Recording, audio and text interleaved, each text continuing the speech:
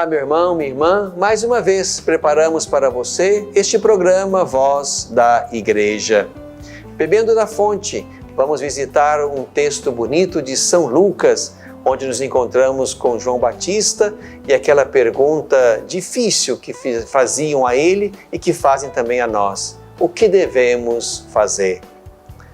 No coração deste tempo, vamos mergulhar ainda uma vez no coração do mistério do Advento e do Natal e assim aprender um pouco mais ainda neste caminho de preparação para o Natal através da novena de Natal. Uma igreja em caminho, vamos conhecer as festas, os motivos de alegria, as maravilhas que Deus está fazendo em nós neste tempo da nossa história e do nosso ano. Fique conosco, o programa A Voz da Igreja está começando para você.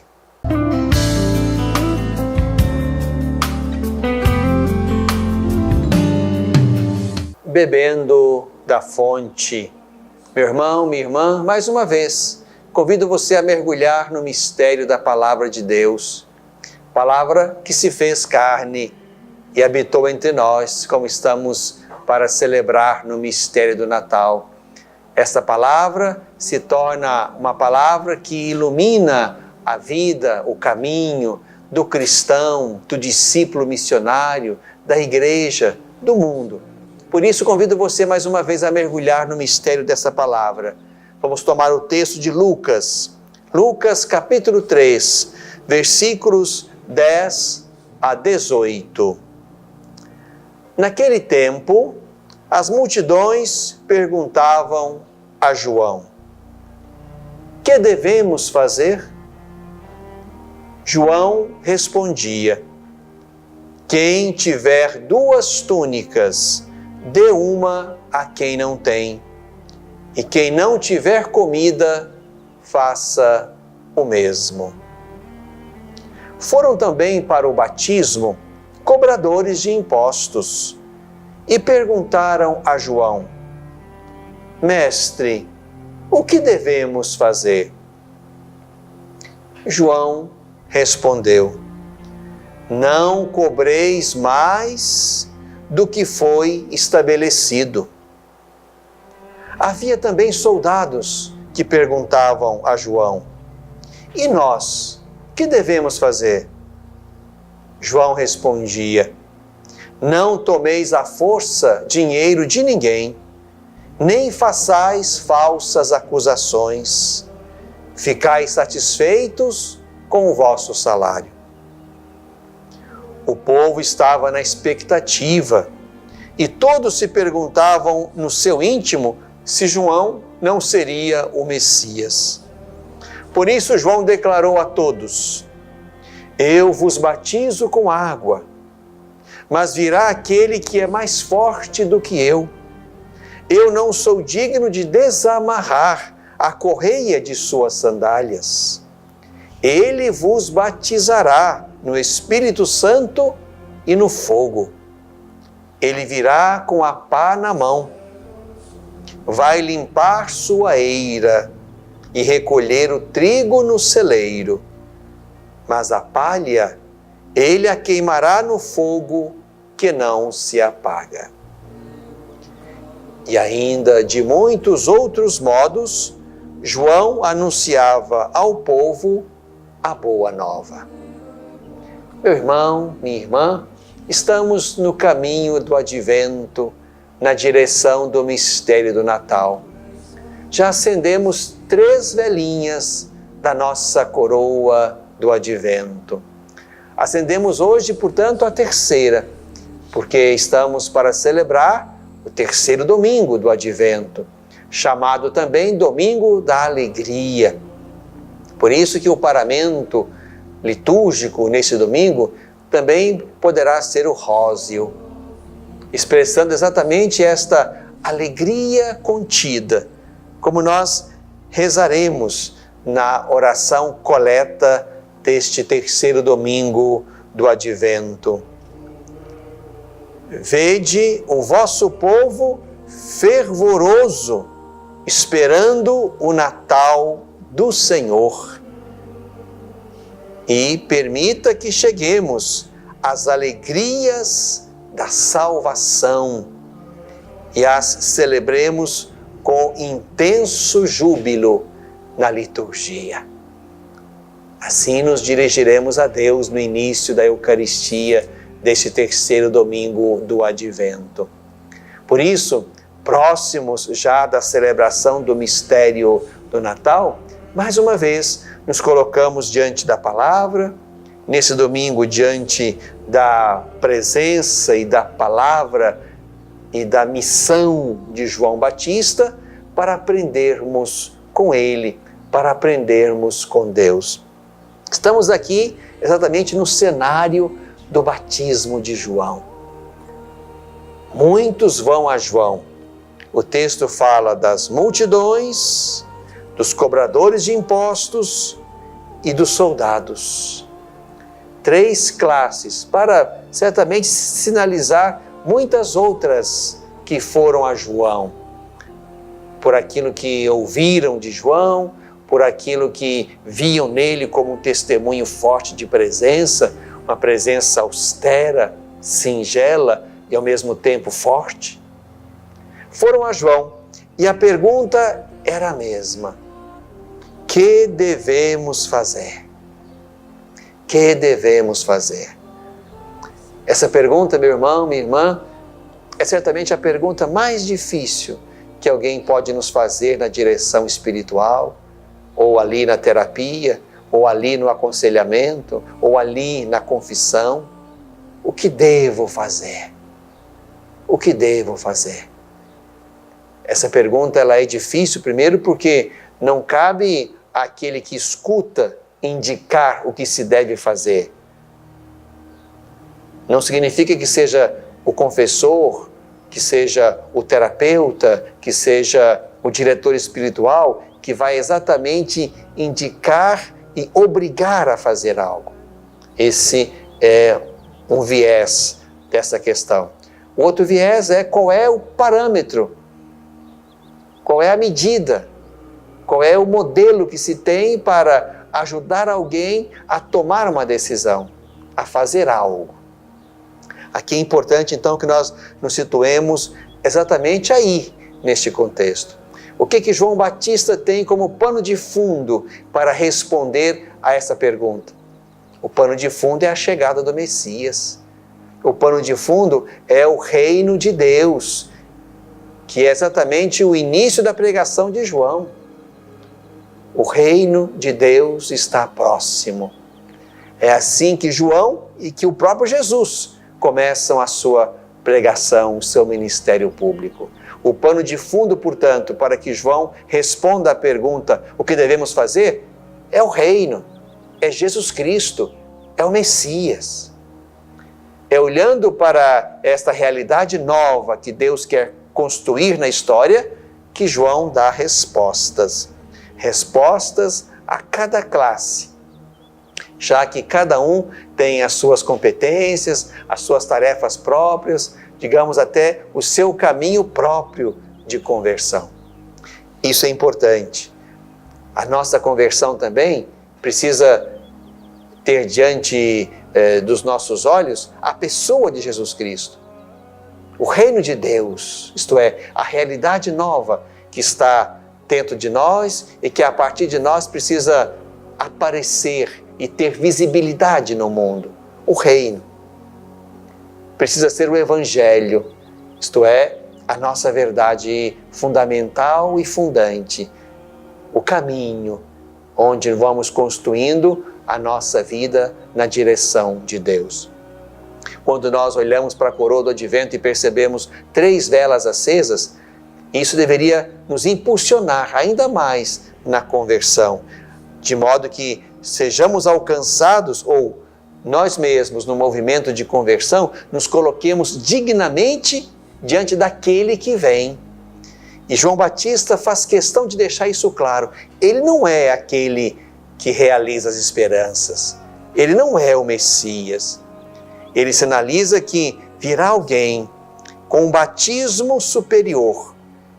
Enquanto ele batiza com água, O Messias que virá batizará com o Espírito e com fogo. E isso torna João pequeno, não só pequeno diante da missão, como também pequeno diante do dom, como também pequeno diante da grandeza daquele que é o Messias e que realiza as promessas proféticas. João sabe o seu lugar e aponta para aquele que é maior do que ele, para aquele que oferece um dom maior do que o seu e para aquele, portanto, na direção de quem deve ir toda a esperança humana, toda a fé que o coração humano for capaz de expressar, o Messias. Por isso, meu irmão, minha irmã, nesse caminho de preparação para o Natal, certamente esta pergunta, o que devemos fazer? Ela é importante para nós. Nesse caminho e ao longo de todo o tempo da nossa vida no mundo. O que devemos fazer? Repito, a nossa referência, o nosso modelo é Jesus Cristo. Quando São Pedro, depois da ascensão do Senhor, ali anuncia com força e com autoridade, cheio do Espírito Santo, o nome, o mistério, a Páscoa de Jesus, ele vai falando de Jesus, ele vai dizer, aquele que após o batismo passou pelo mundo fazendo o bem. Passou pelo mundo fazendo o bem. O que devemos fazer? Passar pelo mundo, como Jesus, fazendo o bem, fazendo o melhor, querendo não apenas um bem individual, mas um bem coletivo, pensando não só em mim, mas pensando também no outro, nos outros. O que devemos fazer? Se sou bispo, se sou padre, se sou leigo, se sou um pai de família, se sou cidadão, se sou um profissional na sociedade, se sou alguém que teme a Deus, o que fazer? Fazer o bem como Jesus fez. É assim que nos identificamos como de Jesus e nos preparamos para recebê-lo no último dia. Bebemos da fonte.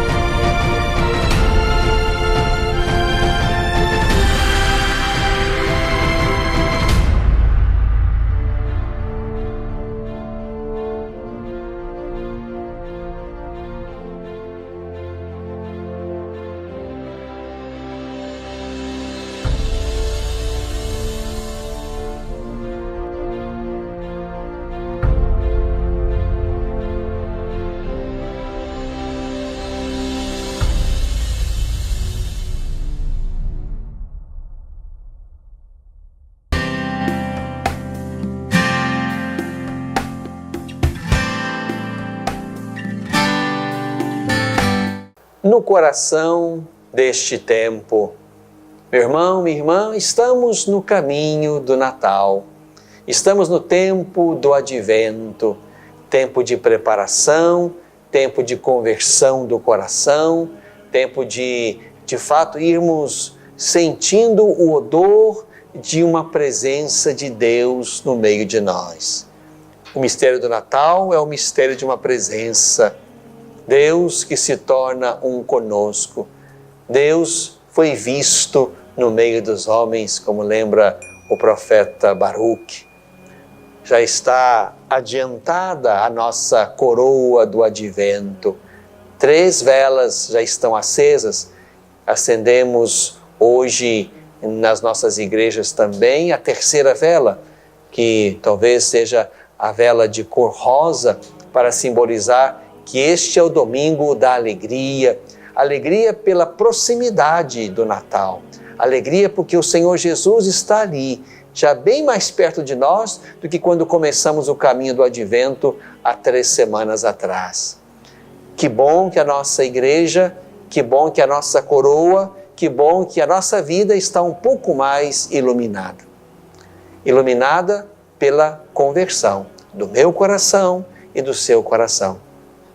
Nossa vida pessoal e coletiva e eclesial, nossa vida está mais iluminada porque nos demos mais à escuta da palavra, porque nos colocamos como discípulos missionários atentos e sedentos à escuta da palavra de Deus, que nos prepara o coração, que nos convida a aplainar o caminho, que nos leva, como hoje, a nos perguntar o que fazer, de modo que estejamos avançando gradativamente, não só no tempo, na direção do Natal, mas também avançando gradativamente pela nossa conversão, pela nossa mudança de vida, pelo nosso fazer melhor, pelo nosso fazer o bem, assim como João Batista ajudou aqueles que do seu tempo foram procurá-lo e queriam, a partir da sua palavra,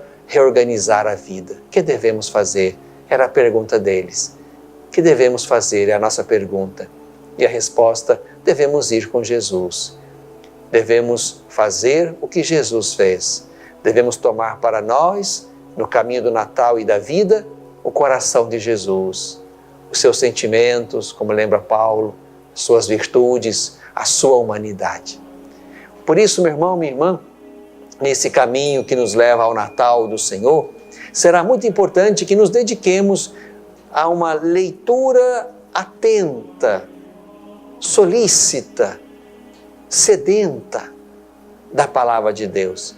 E aí quero mais uma vez convidar você a fazer isto através da novena de Natal. Imagino que muitos de vocês já estão nesse caminho de novena de Natal. E será muito bom que a novena de Natal possa agregar você, aqueles que moram na sua rua, no seu prédio, no seu quarteirão, quem sabe até reunir aqueles que num pequeno espaço aí próximo de vocês, para esse caminho preparatório para o Natal do Senhor. Quem sabe até no ambiente de trabalho ou de estudo, se há ali um tempo razoavelmente suficiente onde se possa fazer a celebração da novena de Natal durante 9 dias ou 9 noites. Queria exatamente convidar você a fazer isso. Dá tempo ainda. Se você começar hoje a sua novena de Natal, ainda é possível terminá-la antes do Natal. Inclusive, sendo ajudados pela liturgia, que nesta próxima semana vai focar exatamente o mistério do Natal, do primeiro Natal, daquele em que nós nos voltamos para Maria, José, os pastores, os reis, o menino. Já que nessa primeira etapa do Advento, nós nos voltamos para a segunda e última vinda de Jesus. Agora, nessa semana próxima, nossos olhares e nossa fé se voltam para a primeira vinda, para o Natal, aquele Natal de Belém, onde nós somos levados naquela noite bendita de Natal, para estarmos ali, contemplando aquele Natal como um evento único, irrepetível. E a liturgia tem o poder de nos levar lá e de celebrar no hoje da liturgia aquele mistério que nós contemplamos e rezamos. Por isso, esteja atento. Quem sabe a novena de Natal pode ser exatamente a ocasião em que vai crescer dentro da sua casa a capacidade de escuta e de partilha. Quem sabe aí no seu quarteirão, no seu prédio, na sua rua, vai crescer a capacidade de se encontrarem mais e talvez a partir dos encontros da novena também serem capazes de se encontrarem para outras demandas do prédio, da rua ou do quarteirão. A novena de Natal pode ser, em primeiro lugar, o lugar que nos educa para a vida comunitária, para a partilha da palavra, para a partilha da fé, para a partilha dos problemas. A novena de Natal pode ser o lugar e a ocasião onde nós vamos, de fato, recolocar no caminho da fé a palavra de Deus. É a palavra de Deus que vai exatamente nos levando ao mistério, nos fazendo entrar no mistério.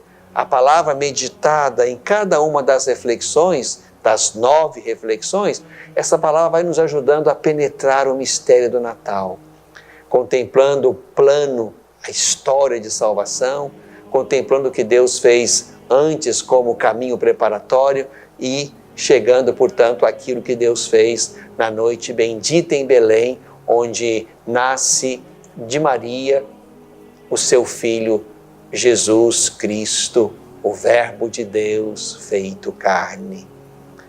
A novena de Natal, portanto, pode ser esse lugar, esse momento, essa escola privilegiada que vai nos levar a tomar gosto pela palavra de Deus e a colocá-la como exatamente o alimento cotidiano, a luz cotidiana que nós precisamos para poder avançar, conhecendo, experimentando sempre mais Jesus e o seu mistério, para que de Jesus aprendamos a fazer todas as coisas. De Jesus aprendamos a fazer o bem. De Jesus aprendamos a conhecer o coração de Deus, o Pai, o coração da Trindade. De Jesus aprendamos a rezar, de modo que na nossa intimidade com Deus possamos dar conta das nossas muitas labutas e até, por que não, das muitas tribulações e perseguições que vão marcar o nosso caminho de fé no meio do mundo. A novena de Natal pode ser, portanto, uma bela escola que nos educa na palavra de Deus. Pode ser também, como eu lembrava antes, a escola de fraternidade, de comunhão e de partilha. E também, meu irmão, minha irmã, a novena de Natal pode ser exatamente o lugar onde nós percebemos e reconhecemos a riqueza do outro, dos outros com os quais nós nos encontraremos. Nesse tempo marcado por uma profunda cultura do individualismo, do isolamento, do cultivo das redes sociais e virtuais e da depreciação e até mesmo da diminuição dos contatos reais e presenciais, a novena de Natal, que vai nos colocar numa mesa de irmãos, vai nos fazer também perceber a beleza do outro, a grandeza que está escondida naquele ser que está ali diante de nós, vai nos fazer perceber a importância do aperto de mão, do abraço, dos olhos nos olhos, da tonalidade ou do timbre da voz de alguém, da beleza, até mesmo da beleza física que está ali colocada naquela vida, naquele irmão, naquela irmã que estão tomando parte conosco na novena de Natal. Vejam, irmãos e irmãs, a grandeza, a beleza, a utilidade dessa novena de Natal, que ultrapassa muito aquilo que seria meramente um encontro de oração. E aí percebemos que há muitos e preciosos frutos que decorrem da nossa oração comunitária, da nossa oração vivida em família, com outras famílias, de modo que aqui a novena de Natal pode ser sim uma escola de valorização do outro, uma escola de escuta da palavra, uma escola que nos eduque sim para a vida comunitária, e são, portanto, elementos que nós precisamos recuperar todos os dias, diante de uma cultura de isolamento, de fechamento, de indiferença que vai crescendo entre nós. As nossas cidades, e algumas bastante grandes, estão perdendo a capacidade do relacionamento. As relações vão se tornando pobres, estéreis, fechadas.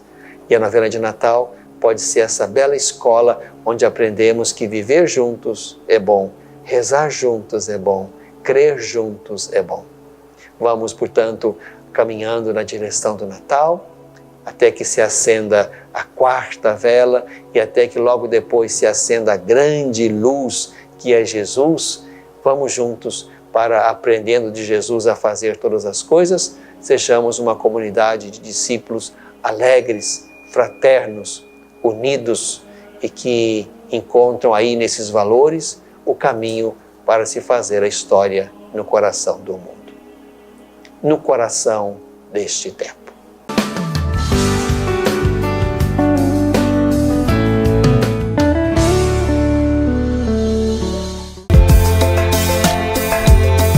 O Agenda de Deus está na segunda carta a Timóteo, capítulo 1, versículo 12. É por isso que eu estou suportando também estes sofrimentos, mas não me envergonho, pois sei em quem acreditei e estou certo de que Ele é poderoso para guardar até aquele dia o bem a mim confiado. Olha para a cruz hoje e veja tudo que Jesus suportou por nós. Ele não se envergonhou de assumir a nossa culpa, a culpa pelos nossos pecados. Por isso hoje a agenda de Deus, a palavra de Deus, quer nos transformar de tal forma de não termos vergonha de anunciar o Senhor, de suportar os sofrimentos, porque nós sabemos em quem colocamos a nossa fé, em quem acreditamos, e é Ele quem guarda. Você já ouviu aquele ditado que diz assim, o que é meu está guardado? Então, o que é seu está guardado, a vida eterna com Cristo Jesus. Essa é a agenda de Deus para nós hoje.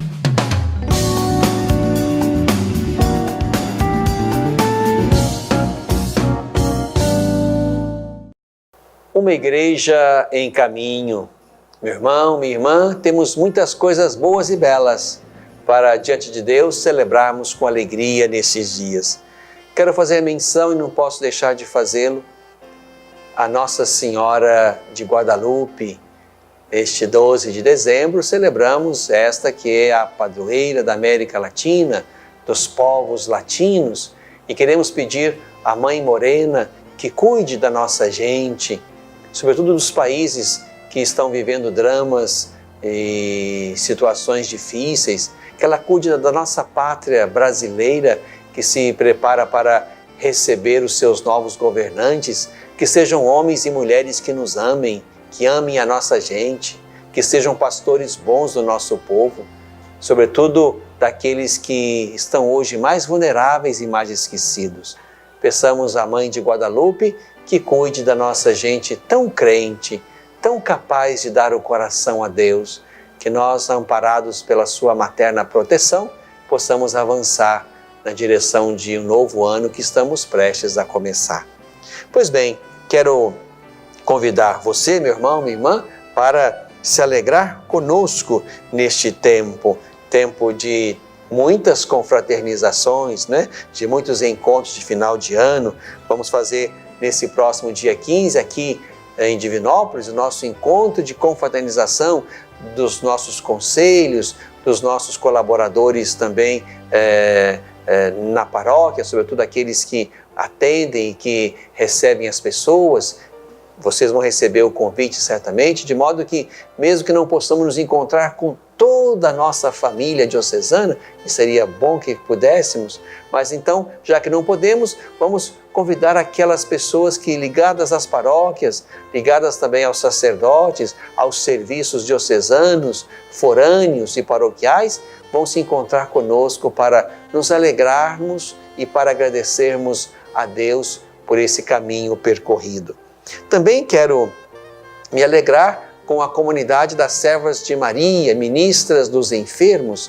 Vamos celebrar nesse dia 13 de dezembro, na festa de Santa Luzia, também as bodas de diamante da irmã Verônica, que é a superior aqui da Casa das Servas de Maria, em Divinópolis. Aquelas irmãzinhas que à noite estão aí junto a muitos ou alguns, porque elas não são tantas, estão junto a alguns leitos para acompanhar os doentes durante a travessia da noite. Um belo ministério. Inclusive, está para ser lançado em breve no Brasil um filme sobre a fundadora delas, Madre Soledad.